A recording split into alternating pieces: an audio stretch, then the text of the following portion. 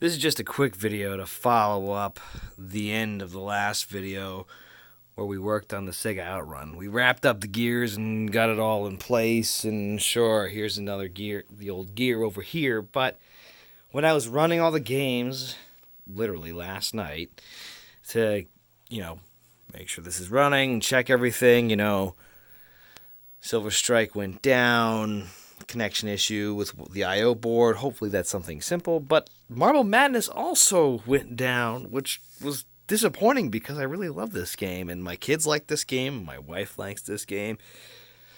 So, I came over to the game and it was off. We printed out the flow chart here, and we followed it. Yeah, we had a blank screen, but when I tested this, both my fuses were fine. They weren't blown. Of course, with me screwing around back there trying to test voltages at the R1, I accidentally shorted it out and there was a spark, and yep, the fuse did blow that time, and that's my fault. I think that there was an issue with the high output transistor, that little bottle cap thing there. So I replaced it, and I had to replace both of my fuses. Replace those. And then as soon as I put all that back together, the flyback started cracking and smoking, and sparks came out, and it smelled horrible.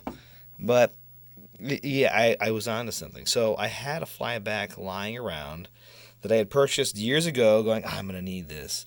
Well, it finally came in handy. The hoarder in me made it work.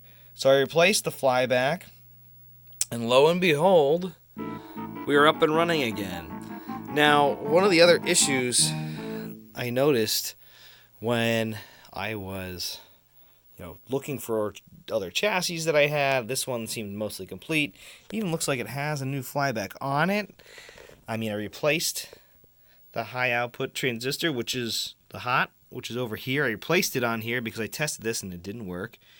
My fuses on here were good. There's two fuses. I'll show you where they are. There's one over here. Okay, and then there's another one, a little tiny one in here. That's a 3 amp, and that's a 1.5, and they're soldered in place. So if you have fuse holders to put in, I recommend it, but I didn't, so I used the ones that you solder in. But I couldn't get this one to go. I'll work on this one at another time, but I couldn't believe that that's all it was.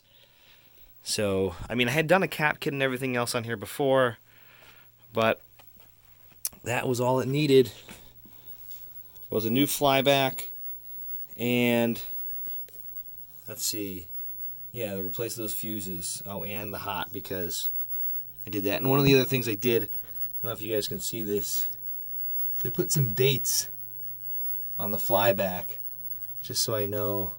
Let's see, did we get it? There we go.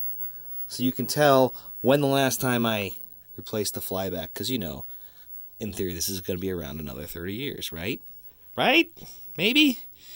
Anyway, there we go. And oh, by the way, just so you don't do what I did, there's a capacitor here. It's this, it's this one right here. Normally it's a big gray one, but they hold a charge, especially if that fuse goes. And you can zap yourself pretty good, like I did. I did it. But you can discharge it as well. Shorting it out will work. Shorting it with a resistor will make it spark less. But yeah, there we go. We're up and running. I figured I'd just do a quick follow-up because I know I posted on Twitter that, sure enough, I fixed one thing to just have another break. So now it's on to the Silver Strike. All right, guys, thanks for watching.